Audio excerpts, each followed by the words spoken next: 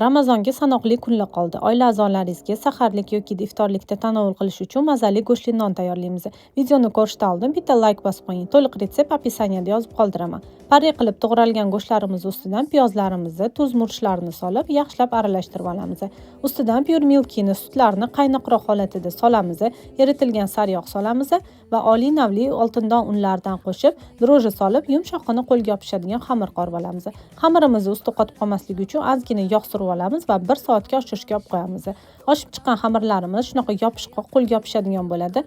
Unlab turib list ustida forma berib yoyib olamiz va ustidan vilka yordamida shunaqa teshib olamiz. Ustini qizartirish uchun tuxum sarig'iga sutni aralashtirib surib olamiz va kunjutlarimizni sepib duxovkaga pishirishga yuboramiz. Bir pasda pishib chiqadi. Shunaqangi mazali, go'shtlari ham yumshoqqina bo'ladi. Albatta tayyorlab ko'ring. Video sizga yoqqan bo'lsa, sahrangiz qilib dugonangizga yuborib qo'ying. Sahifamga obuna bo'ling. Yanada kerakli retseptlar bilan bo'lishib boraman.